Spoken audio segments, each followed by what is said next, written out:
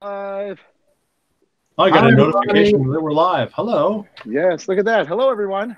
Welcome to Haunt Collective's post-mortem chat about the wonderful Hauntcon that we were all at last weekend. So let's just give these people a little bit of time to check in here. While we're doing that, why don't we just do a little comment on who and what and where everybody is from in this world. Obviously, everybody that's watching this should know that by now. I've been doing this for, I don't know, it feels like a lifetime, but I think 15 years in the haunted attraction industry. So, and we were just at Hauntcon. So, I think that's all I have to say about that. Why don't we move right down to the next one? Amy, tell me about yourself.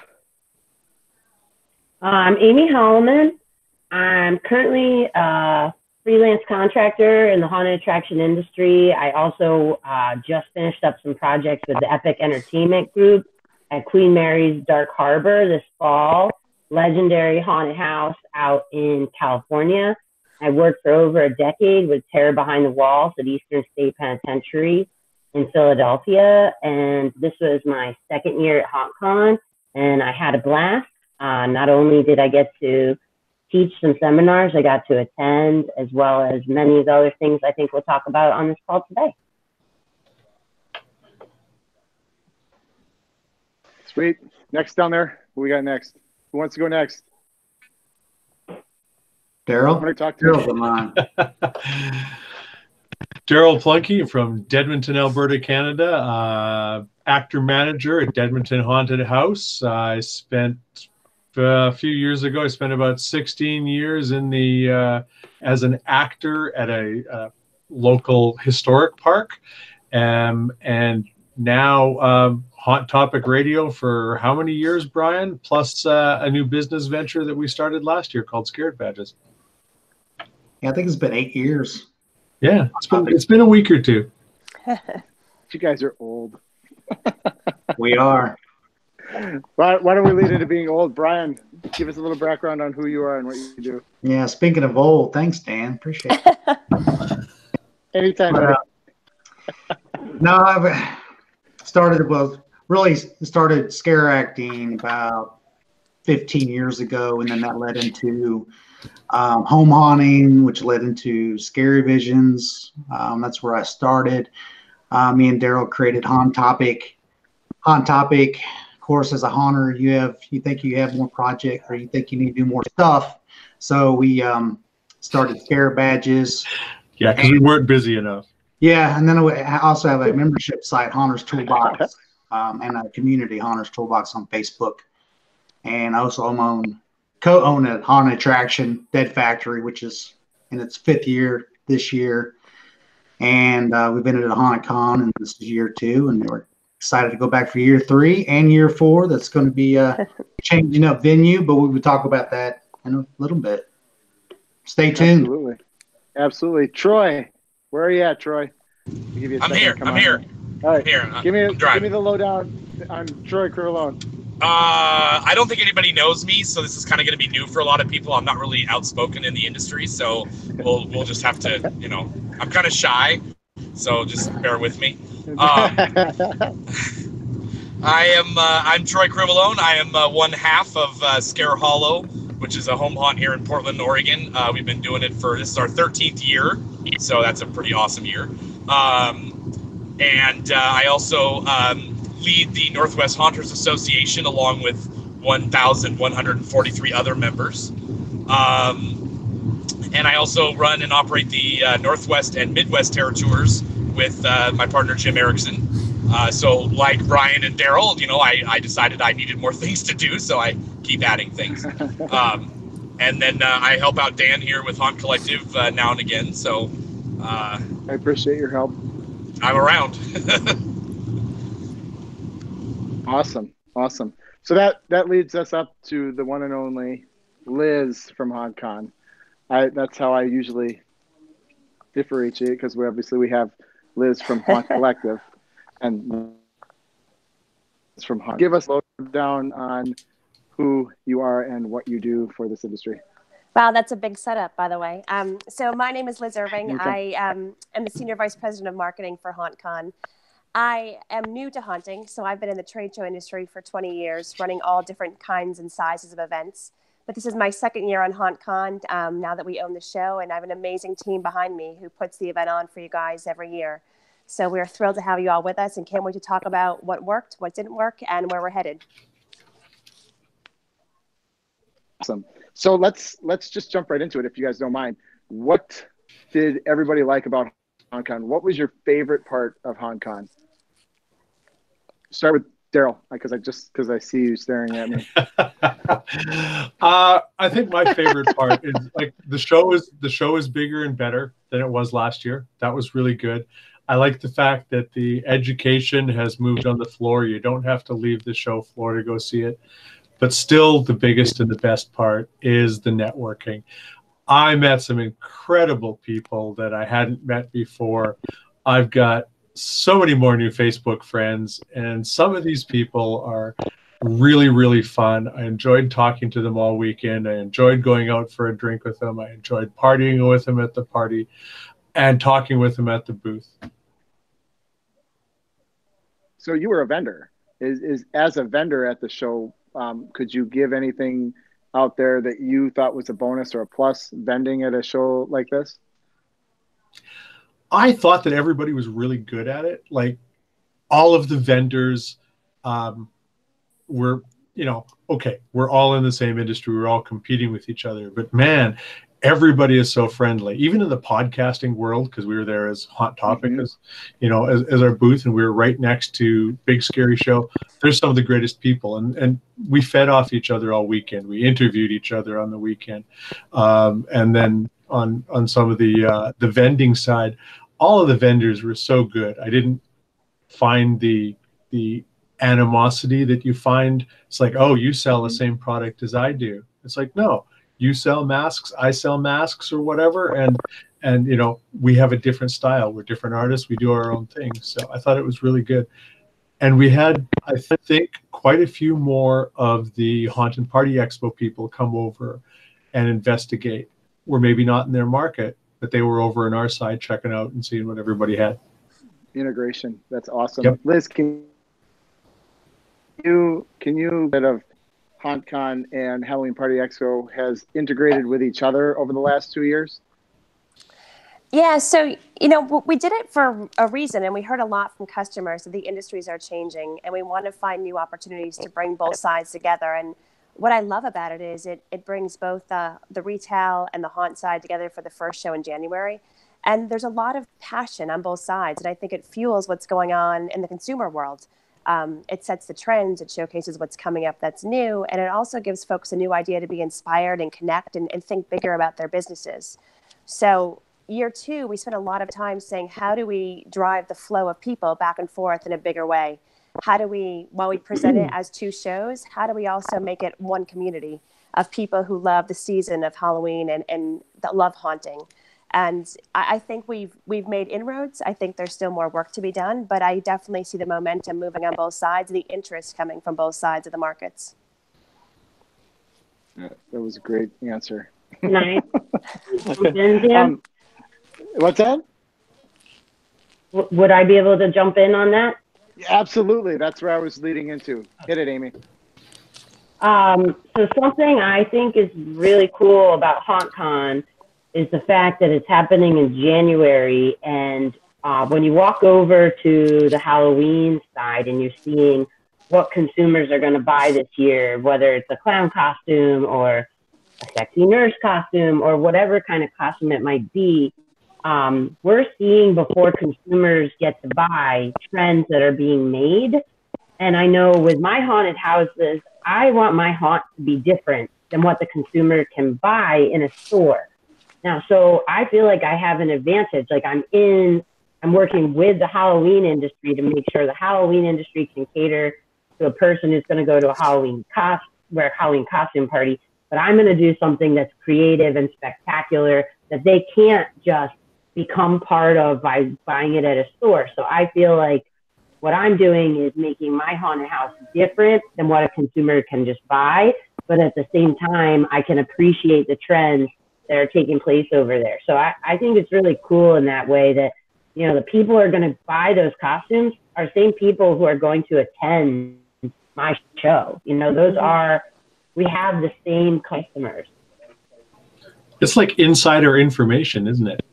Yeah, it is. It's really cool. Like we had the fortunate opportunity to actually interview with some of those big vendors like Ruby's and Disguise and go behind that wall.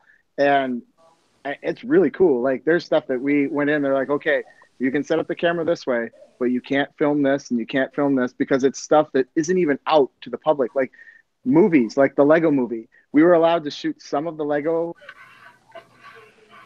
movie that haven't been unveiled because the character hasn't been unveiled. So they can't show it to the public. So it was really cool in that aspect that we got to see things from like an insider perspective, something that nobody else gets to see. We got a first chance, and you can only get that going to like the Halloween Party Expo and Hauntcon. Well, yeah, that plays into being able to buy some of that stuff too. You know, I was able to buy one of those little shoulder buddies from Ghoulish Productions, and everybody I walked by, they're like, "Where'd you get that from? Where'd you get that from?" So I immediately sent them back to Ghoulish Productions. I had people on the airplanes on the way home asking, "Where did you get that? That's so cool. I want to buy that."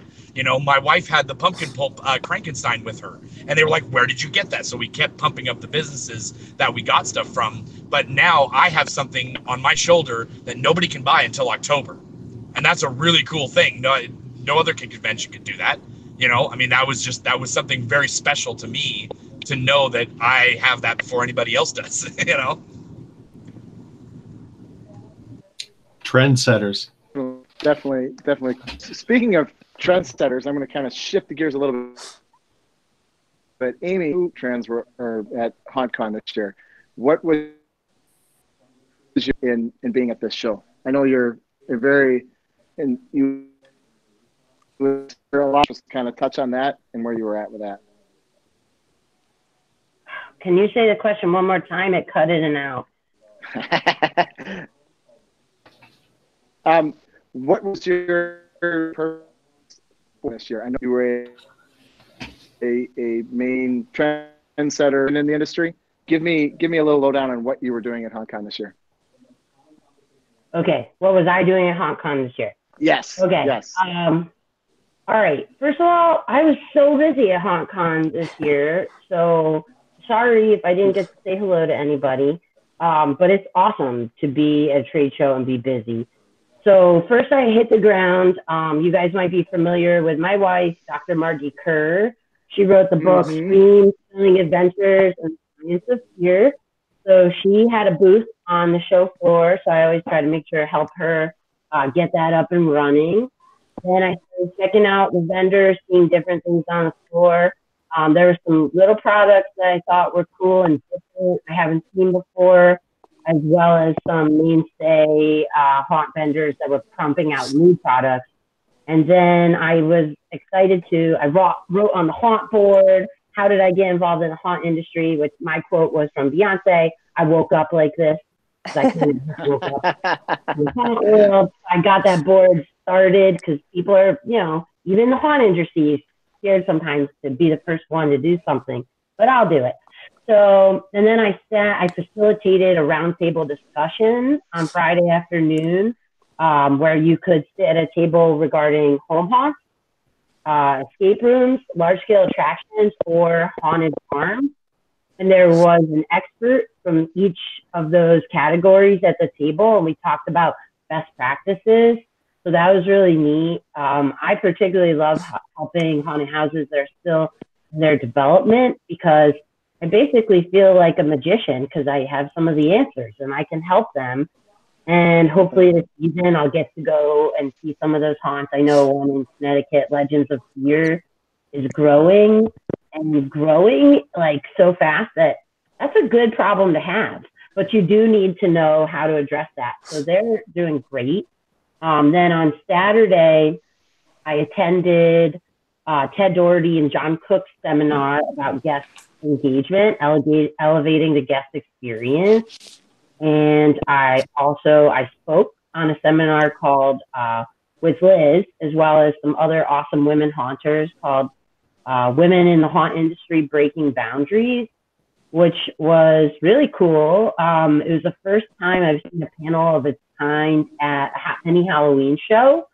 And it was neat. We had both, obviously, men, women, and people of all kinds who attended, and just started to talk about some of those issues in the haunt industry, and how we can all be better and keep working together. Then I taught a seminar about actor safety, and it was a pretty packed house. And it was the last time slot of the day, which if you've ever had to teach at a trade show, last time slot of the day, people are tired from buying stuff, making decisions. So I did a high energy seminar, jam-packed with information. I think it was super helpful and just got people excited before they're heading to the next thing. Oh, I forgot. There was so much. The runway show on Friday. I helped Scared of My Shadow, their show together. That was super cool. A lot of different masks and costumes from both the haunted attraction side and the Halloween side came together. Did this awesome show. Froggy's Fog did Low Lying Fog. Liz let me go take a picture in it. It was so fun. And That's awesome. Saturday night, I did a ton of networking. I did get to explore New Orleans a lot, which is one of my other favorite elements currently about this convention, although I'm glad it'll eventually move, so I get to see other parts of the country as well. And Sunday morning, I had to get up. I was super proud of myself because we all know Sunday mornings at 9:30 is not the easiest time after networking with lots of haunters. But I sat on a panel about Halloween at historic sites, which was a totally different type of panel than I had done the 2 days prior. And I met some potential clients and people who just want to know how they can do Halloween in cool places. And then I was pretty exhausted after that. I did still have time to pick up a Bloody Skull from Delirium Studios, add that into my repertoire. And I got scarves from Scares That Care, which is cool because like purple reminds me of New Orleans. And and I bet you all are now because you're back at home and it's freezing. Yeah, right. But that was cool because it was just a simple $25 donation, and I've already met since the convention just people from the general public who want to know what that is. And I think that sort of all comes together. I think Hauntcon, you're seeing a lot of different education. You're hearing about new things in the interactivity in the industry, and I'm glad it's getting bigger. It also has a nice feeling where you don't feel rushed, and you get to have some more in-depth conversations with people and vendors, and you have enough time to talk with people about potential custom products that you're not going to be worried you'll be waiting on September 1 if you're going to get it or not. So I think there's so many advantages of going to the show in January. And I know I'm all revved up for Halloween, and I still have several months. I have to wait. So I think the best part about what you said there was I've been saying intimate. It's an intimate experience when you go there. You do get to talk to people like yourself or anybody else that I consider an icon in the industry, and to them for more than 2 seconds, like a handshake and a move on to the next person. It's really nice to do that, to have that opportunity. So let me pass this to Liz.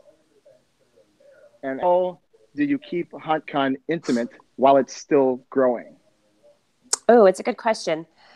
I think the big thing we learned, well, first let me say, this conversation just jazzes me and takes me right back to where we were last week. I never want Hauntcon to end, to be honest. I'm exhausted still, but I think the big thing we heard last year was we need more networking. And my team and I said, okay, how do we do this? So how do we put on a bigger show? How do we jazz with more entertainment, with more opportunities? But how do we keep the feel where folks have the time to spend to talk to one another, and we can help facilitate? And we did that. We did that everywhere we could. So with our pre-show tours, we made time to have a Barcadia evening at the end of the day to gather people and keep talking. on the show floor, we built out really big networking opportunities, like Amy was saying, with the different types of roundtables. And we really talked to the customers and said, if we built it, what would it look like? What would you like to see? And we take your insight and we turn it into the reality. The other piece I think we do really well at is we look to find ways to just infuse new thinking and make people say, how can I be inspired? How can I learn something, see something, and take it back to my team and my haunt? And I think we have to keep that in mind as we go forward. We are definitely a service provider to the industry, but we want to be more than that and be part of the community. And being on panels like this, talking with haunters year round, this helps us get our grounding to say what's important, and then how do we translate that into a strategy that put into real life for you guys at the show. Yeah, just the level of professionalism that comes from your team, Liz, is off the hook. I don't know a single person that said they were not taken care of, from a patron to a vendor to a speaker, everybody. There's not a single person that doesn't of the professional thing. So thank you. I appreciate that. I have an amazing team, and there's a lot of people that you may or may not know that go into working on this year round to pull it off. So awesome job, team. Yes. Yeah, yes. I definitely second that. That was something I heard over and over again from people, was that you guys were approachable, it was professional, but you also were laid back. You were sitting around watching runway shows and enjoying the convention as well as working at it. I know you were probably thinking a million things at the same time, but you took time to talk to people and to sit there. Your entire team did that. They distracted me while I was getting my Mr. Unicorn award, so that was inadvertent but awesome. So I mean, it was things like that was so. It made us feel like you were part of the community, and I know that the majority of the people that were with me and the people that were there that I talked to, you are in the community, and you are a huge part of it now. And there's no leaving now. You're stuck with us. So, but we also want you to be here. And the fact, that was one of my main pitches to all the people in the Northwest and other people that I talked to about this show, was that I talked with Liz and Mackenzie for like 3 hours, and they ran with things that I talked about, and they constantly listened to haunters and to vendors and to speakers about what they wanted. And I was like, this show is a direct reflection of what we want, within terms and within reason of what they can do with the show. There are things you can't do, and that's, we all know that, but it was the constant listening and taking criticism and and instruction from us, and just making it one big giant awesome show. And that was, I heard that over and over again the whole weekend. I'm still hearing it now from people. That's awesome to hear. Well, thank you. Yeah. Troy, while I've got you on the mic, what was, from a home hunter's perspective, what was the best with as a home hunter at the show? For a home hunter to be able to see a lot of the party expo stuff was definitely fun. I know a lot of people were looking forward to seeing that stuff.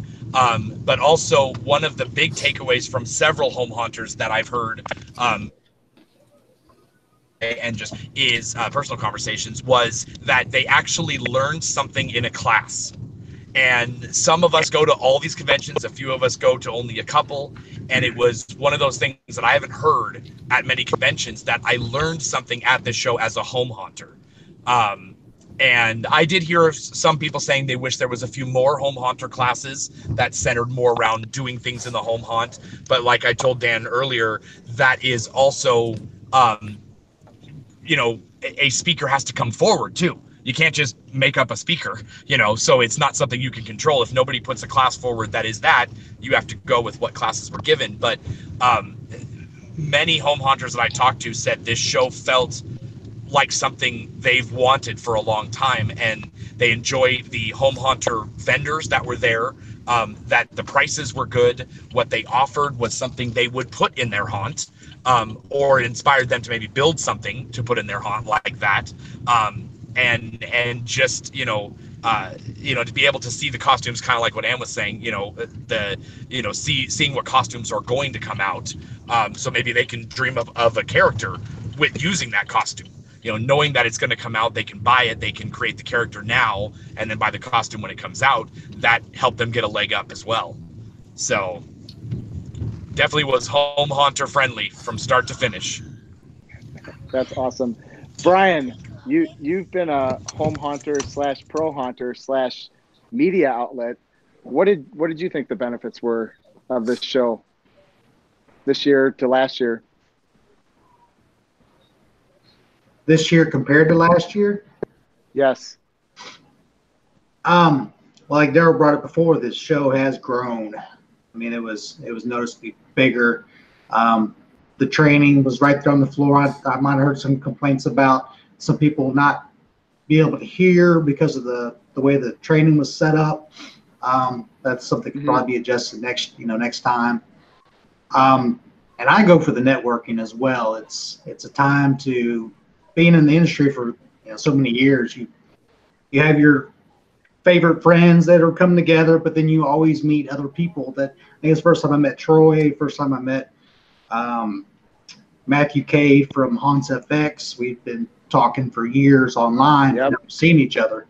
So, and he's I think he's from Louisiana. It's close by.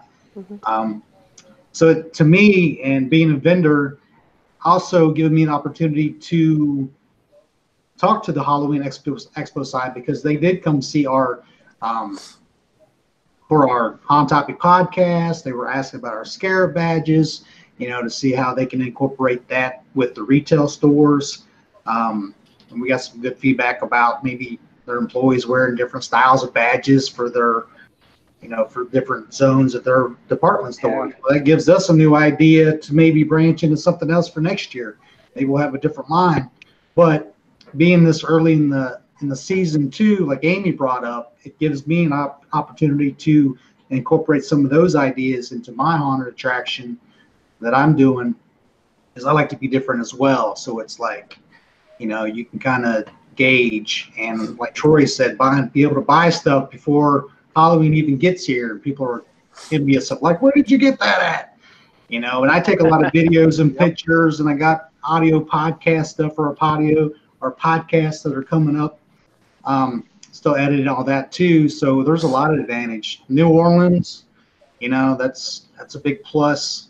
And no one said where they're going in 2021. Are we bringing that up a little bit? Yeah, we can bring that up, right, Liz? Of course. New Orleans next year again, so I'm ready. But I'll follow you wherever you go. So. Well, thank you. Liz, do you have any other feedback you'd like to talk to us about as far as like the positive side of Hauntcon? Yeah, I think one of the things I really was impressed with this year was the size of the show floor. So we committed to it last year and said, we're going to double the size, and we did it. We had some amazing vendors. The breadth of the product we had was fantastic. And we had a couple of really great success stories where we've had 3 vendors sell out of product before the show is over. And to me, that signifies we're doing the right stuff and bringing the right people together. So we're going to look to continue that. I think that's fantastic. The other piece that absolutely blows me away every year is the Artists Battlegrounds. I don't know if you had a chance to see it, but it was on the runway this year. We had 3 contestants from Moon Creations, from Wuji, and from Elcone. What they transformed, the urban monsters, urban legends, was just unbelievable what they could do and the talent they have. And I think it really just draws a lot of inspiration and gets people thinking, to say, what do I do differently and how can I create something? I'm blown away every time when I talk to haunters about the stories they tell and how they get into the industry and the imagination and passion that's there. And you see it come to life on the floor. And to me, that's an exciting piece of what we do to support the industry. Just to piggyback on top of that, just being who we were at the show, we were everywhere. So I didn't really get to sit down and watch a lot of anything, except we did get a good amount of the Artist Battleground. And it boggles my mind how they can do such detailed work in such a small window. I mean, it's 4 hours, but like that would take me weeks. They're doing, never mind, put it on canvas. It's just amazing. I just absolutely love that aspect of it. The other thing that I really liked was and for going the last year, Hauntcon Halloween Expo had the whole setup with the runway during the show. So it was a constant runway experience. This year, Liz and her team brought it together, and I love how you melded the Haunters and with that one runway show. Can you give us a little bit of an idea of if that's something that you guys are going to bring back next year, Liz, or is that something that you're going to evolve into something else? No, we think that definitely worked well. We had a tremendous, actually more people than we thought came. But, you know, the focus of us doing that was to say there is so much new product launching that we want to showcase everything that's launching that's new, and also find a way to bring the haunt and the retail side together. And the runway allowed us to do it and allowed us to have some fun. But the piece I love about it too was the models for the products were either the brands themselves, the designers, friends in the industry. So the products came to life. And I think it was just a fun way to kick off and say, you know what, we're all together, we're one community, and we're here, and there's good stuff happening in New Orleans. Yes, I really love, if any of you haunters out there haven't checked out Elope, those guys are amazing. They're awesome. I swear, they're fun haunters. You know, there are people that well, not that we're not fun hunters. Well, yeah, I was gonna say, what are we not fun? They take the scary away from costume and put it into funny, and that's what I love about those guys. Those guys are awesome. If I could bottle them and hang out with them for like one day, I just would absolutely love it. It's good stuff. So anyway, back to the runway. Did everybody go to the runway show? Mm-hmm. Okay. Oh yeah. So obviously, Liz, you know this. Will we expect a bigger, more extravagant to kind of broaden it with more cocktails? Well, I will tell you the turnout was way more than we anticipated. So I think we need to look at that again. You know, I think cocktails at the end of the day is well deserved, especially in New Orleans. And it's a fun way to relax and unwind with each other. So yeah, we're going to look for a bigger space. We'll look for more participants. But, you know, we want to make sure we can bring both sides together and really highlight, you know, Hauntcon's not the center stage. It's the customers and the products. And I think the runway does that really well to showcase it. Mm-hmm. Yep. Yeah, that was my comment to Dan, was that after 8 or 9 hours of standing, there were a lot of people standing behind that all those chairs, and if you know, and those big giant pillars were kind of in the way of people behind, because I was way behind one of those and I couldn't really see very well. And so but I mean, like I told him, I said, you know, a lot of the problems that Hauntcon had were fun problems to have, because you had too much of a good thing. So there were too many people there to handle the amount of chairs you had. That's an awesome problem to have. So you know, obviously, like you said, you know, to put it in a bigger space would just make even more people sit down, enjoy the whole show. You know, I loved what I saw, you know, from looking from behind all these people. I thought in general, it was. There was. Oh, sorry. Go on. That's okay. I was just gonna say, in general, there was a really fun vibe this year. I thought the addition. I don't know. Like, I'm not a vendor, so I don't know if the sound bothered people. But as an attendee and someone who loves music, I loved having the DJ on the show floor. I thought that was good for energy. It was just like a positive vibe. I remember I walked past Liz from Haunt Collective at one point, and she was doing a real funky dance, but it just pumped me up, like on the way to my seminar. And towards the end of the day, when I forget what time the bar opened exactly, but I remember I finished my last seminar for the day. I went right there, danced a little, got the drink while we were getting ready for the runway show. And there was just a fun vibe that makes sense, especially in the setting, because New Orleans, well, it's creepy and it's a lot of fun. So it just worked for me. I thought so well. So we went over everything that's awesome about the show. Let's talk about things that we would love to see at the show. I love the show. I would love to see the entertainment is set up, the post show and all that stuff like that. I really thought that it kind of overlapped to the point where I really wanted to go to the runway show, and I got to see the runway show. But if I wanted to go on a haunt tour, I had to miss half of the runway show. So that would be one thing that I would say is a downturn to this. Is I know there's a whole bunch of things going on, but I wish that I could do everything, and I know that's not physically possible. However, there was just, it seemed like things were overlapping, and maybe that's just me, but that would be the one thing that I would try and look at for the future of Hauntcon. Liz, do you have a rebuttal to that? No, I mean, I would agree with you. I sat through the runway show for 45 minutes and then caught a bus to Mississippi. So I'm in the same boat as you. Yeah. So I think we definitely have to look at it, because that's the reality. Is we had so many things we wanted to put on, and we got such a great response. We didn't leave ourselves enough time to sort of give people time to experience each item properly. So I agree with you completely. Brian, Daryll, do you guys have anything that you would like to add that you saw that you thought was cool, but you would like to elaborate on? The only thing maybe make better for next year. I had not enough seating at the show. That was good, but like Troy said, it's a good problem to have, right? Okay, so we'll do a bigger area. We're learning from what's going on, and I'd also mentioned earlier that I really loved the fact that the education was on the show floor. We had a good area. There was a bit of sound bleed. We had some sound problems, but I know this has been mentioned by others, and it's something that Liz and the team are going to be looking at. Even just thicker curtains, or maybe a speaker at the back of the room so that they don't have to talk as loud, that sort of thing. But those are minor things.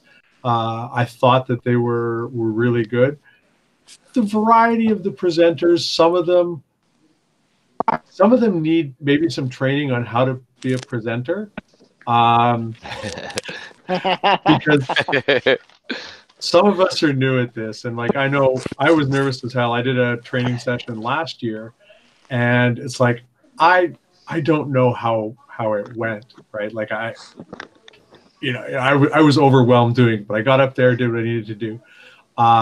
We had somebody that read all of his slides. I know he knows what he was doing, but his presentation skills were lacking. Nervous.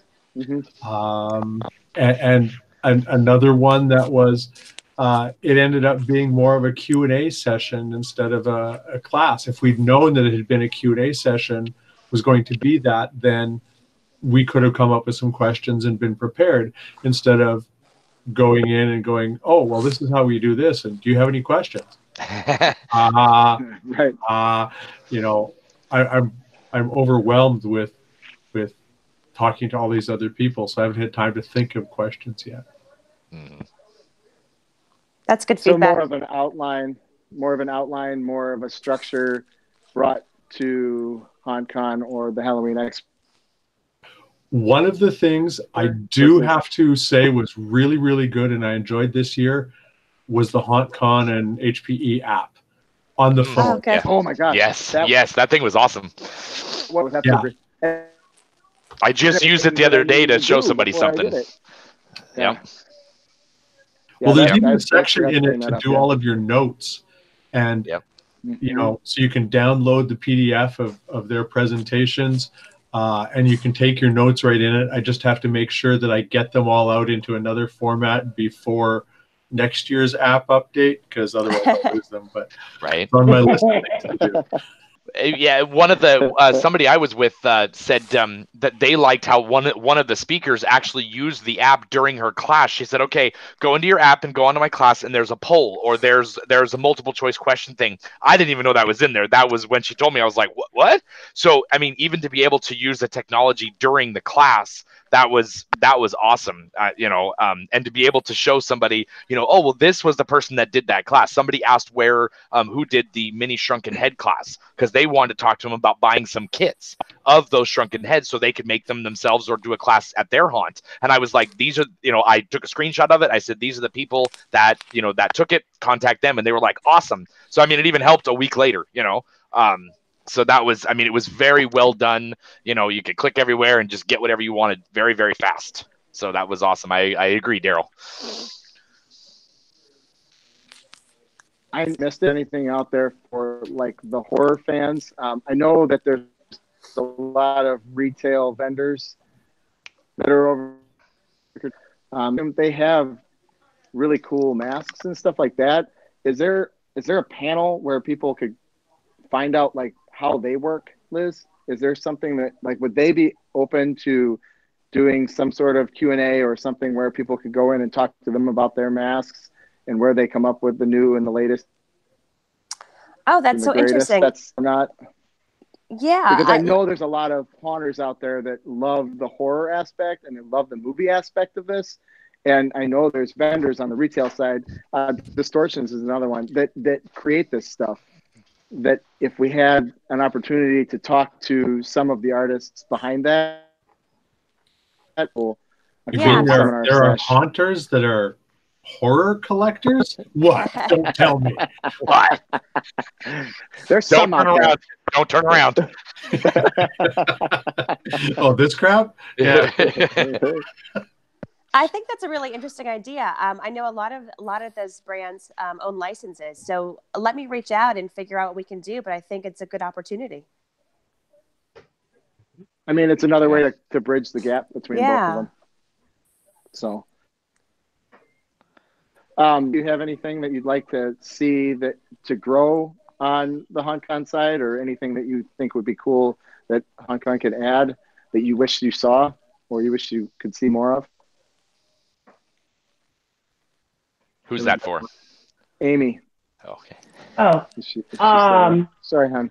I think I would echo some of the, like, in regards to the runway show, you guys mentioned that was like so many people, which is, like I said, a good problem to have. I know I went up, I want to say it was Saturday night. It's all very clear in my memory, so I'll say it's Saturday night, to the hospitality suite, which I thought was a nice offering this year within the Mainstay Hotel.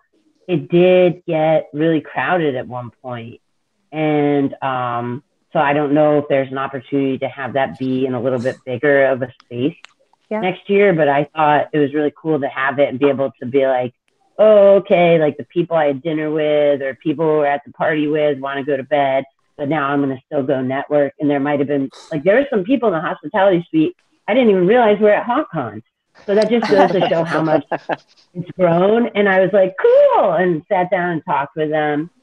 So I think making that a bigger space, making sure people know about it.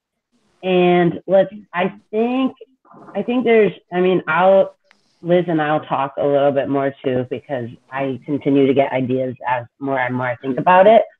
But I think within the seminars, there's, I think, kind of something that Daryll touched on. There was some seminars that could use additional help with how to present, which I'd be happy to do something like that. Maybe like even if it's a training of trainers, a moderator. I could even sort of teach a main structure to people in advance, like in November or something, to help get people prepared. Especially if we're talking, maybe I was just thinking, Troy, what you were saying about home haunters, and there might be some people who don't feel like they're as confident. So maybe there's a way, obviously I'm very confident talking. I don't think anyone's surprised by that. So maybe there's a way I can help some of those voices who have experience and intelligence get it out there in a concise way. So we're not sort of fumbling around with a question and answer session. I also think we could categorize the seminars. So one seminar I did, I said in the beginning, but I realized it was more of a training of trainers workshop. And there were some seminars that were more case studies. And then there were some that were direct workshops, like teaching you a skill. So I think there could be a way to categorize those so people would know, okay, I'm going to sit down and listen to a case study, or I'm going to have to take serious notes because I want to take this back home with me right now. Yep. So those are some of the ideas that are a little more concrete. Oh, one other little thing that could help is maybe a sticker on your badge, like home haunt, or maybe they had these, but I didn't know because I was a speaker, but like home haunt or agri-tainment, and that might help people with networking a little bit more. It might help vendors know Really good idea. when someone It's a really good Yeah. idea. I like that. Then you know, like, all right, this person's a home haunter versus this person probably has like a bigger budget, you know? Yeah. And then I couldn't go without an outlandish suggestion. So then the actor side of me says, you know, you have a runway, but what if where the DJ was, you had like a circular platform? And what if like every hour you gave vendor slots out for someone to like jump up on there and do like a mini performance or like a blood ritual or something that was like a little engaging, certainly I love awesome it. for social media. Yeah. And like, cause when I saw like these Delirium Studios, who I never knew this vendor before, but their bloody stuff, they had a bloody mace. It just made me want to perform. And I think that could be another cool way to showcase it and another way to bring more fun into the show. Yeah. I mean, you might want to put some parameters because haunters are going to haunt, but Right. or like a time for a vendor to come up and show something, you know, show a new product and how it works, you know, so they show how they put the blood on that. So they give you the blank skull and then they do it, do it on a costume or something like that. So they could show, you know, just a quick technique, 10 minutes, you know, something like that then they can show what they're doing. You know, or have somebody come up and, you know, be a guinea pig for something too.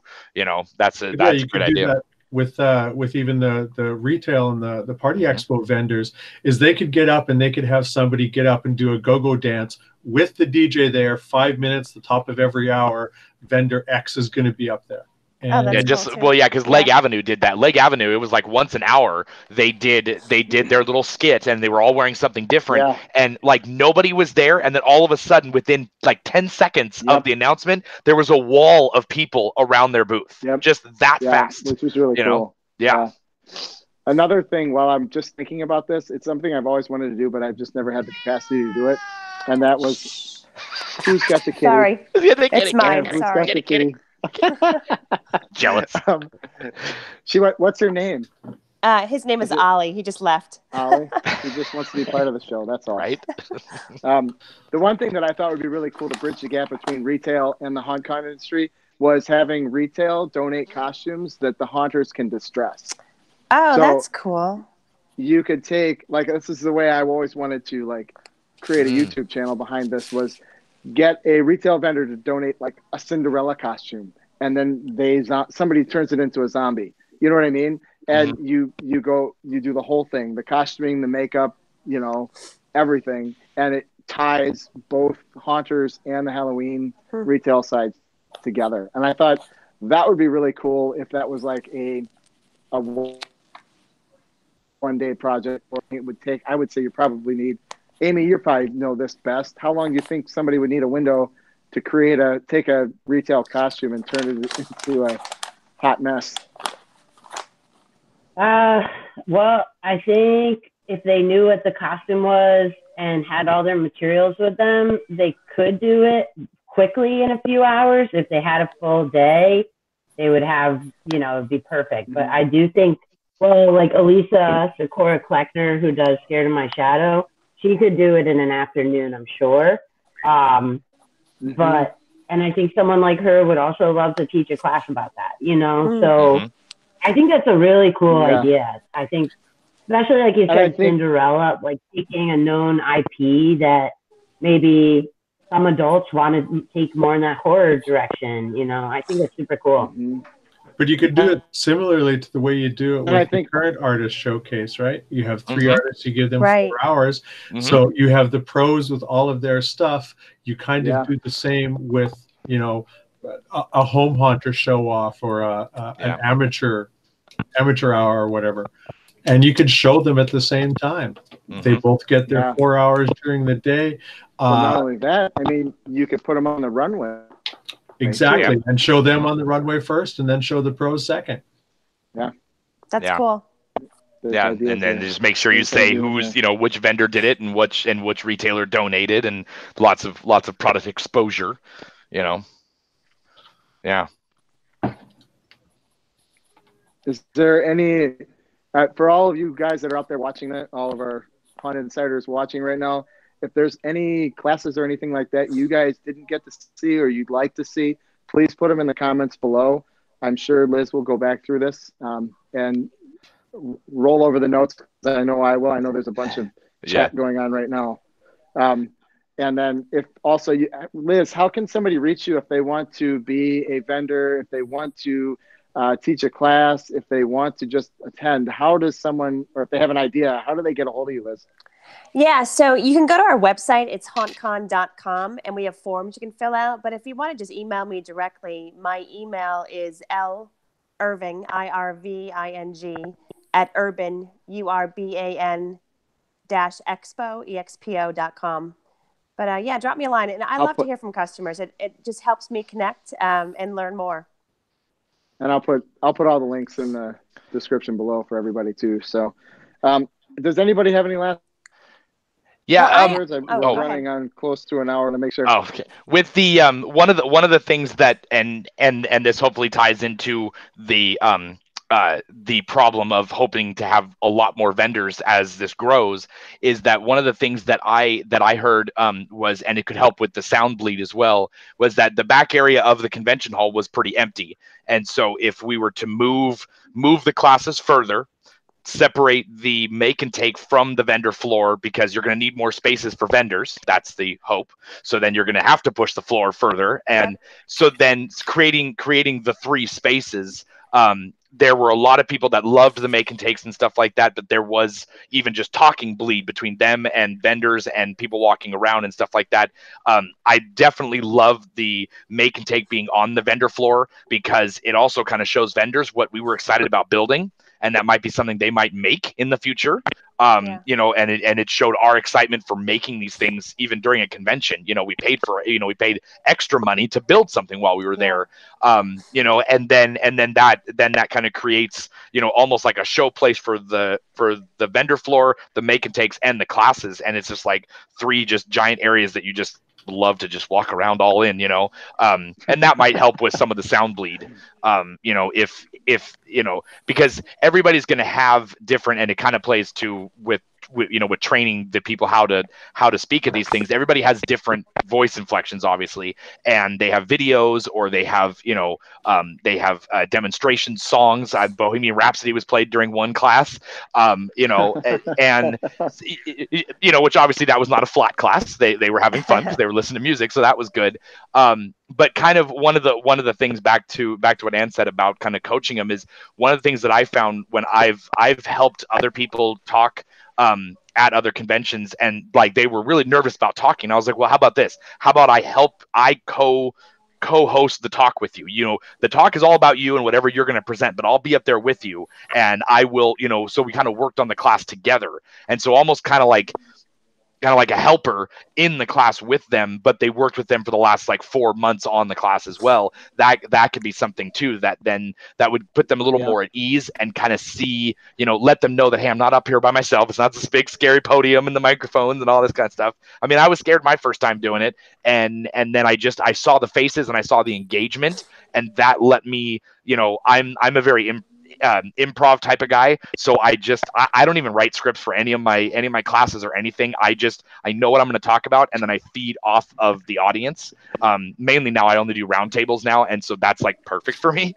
And so we just feed off each other, and it's just this huge talking thing that goes on, and speakers have to get to that point. They can't just be told do this and do this. So it's almost like, showing them examples like you were talking about, and kind of training them, but also maybe having somebody there in the room with them to help them with the talk. I did like how Jim Slanker was helping in one of our classes. He was introducing the people. Mm-hmm. And so that was kind of an immediate icebreaker. I liked that a lot. Mm-hmm. Cause it kind of pumped up the guy a little bit, gave him a little bit of pride, hey, this guy's talking about me, that was very unique. I hadn't been to any other conventions that have somebody introducing each speaker. That was cool.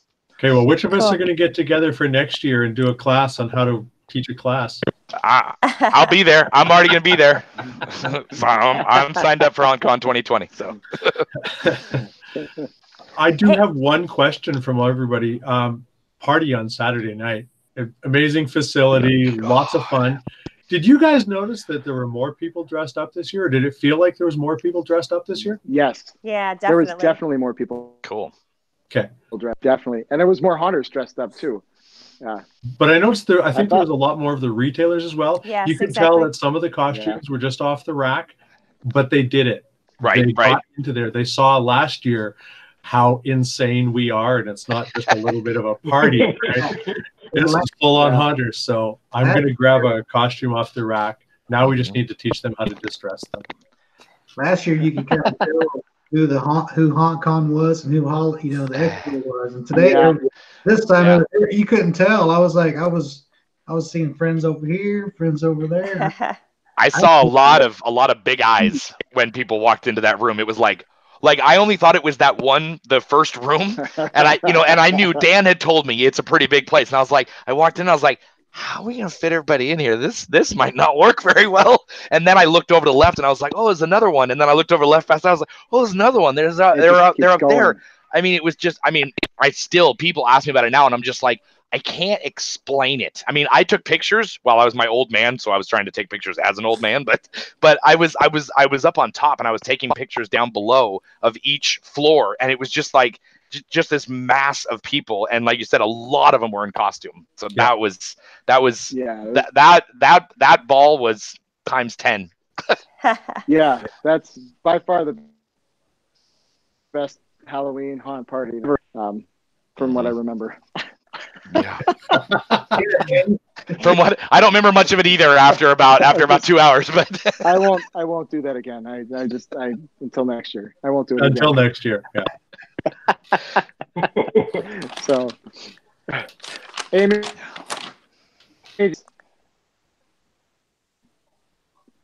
final words, Amy. I'll be there next year at Hauntcon, and if anybody needs any haunt advice or just wants to do a blood ritual, my Instagram is Holloman, so that's pretty easy. But I don't have Facebook, but you can find me on Instagram or LinkedIn, and just stay haunting, everybody. Keep it awesome. Keep it creepy. Awesome.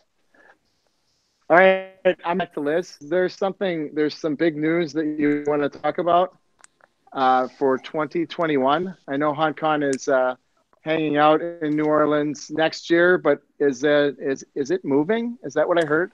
Yeah, it is moving, and we have announced just this week we're headed to Dallas in 2021. Woo! So we'll be in Dallas January 22nd through 24th, but it does not mean you can miss New Orleans next year. So we're going to go out with a bang. Yeah. So next year, 2020, we're January 17th through 19th. So come kick off New Orleans with us, and we'll get some fun in the Big Easy, and then we're headed to Dallas. Awesome. And we're looking for partners. So if you want to partner with us on haunt tours, on haunted attractions, where we can take our customers to go visit, please reach out to me. I'm looking to establish partnerships.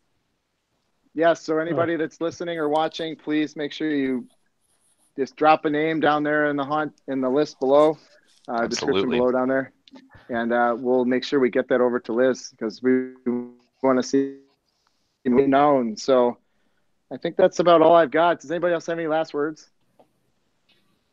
Is it January yet? My one last word is I've got my Hauntcon glass here, Liz, and I want to toast you for putting together the best damn show ever. Oh, thank you. Thank you. I definitely agree. Yes. Drink to that. There you go. And your team. I know it wasn't all you, but I've got you're an one of amazing you team. here. So Right? let them know. Go give them hugs or bonuses or whatever. I think they want the bonuses. Well, everybody, thanks for watching. Thanks for sticking around and listening to us banter about Hauntcon. And if you guys have not, now I'm talking about you guys, but I'm also talking about everybody that's watching. If you have not liked our page or subscribed to our channel, please go ahead and do so. Ring that notification bell so you do get notified when we go live at any point in time. If you have not gone on to IG, Twitter, and all that, it's at Haunt Insider. You can find us there. And that's about all I've got, guys. So I appreciate everybody for coming on. Thank you so much. And we'll see you next time. Bye. Thanks, guys. Good night. Bye. Good night, all.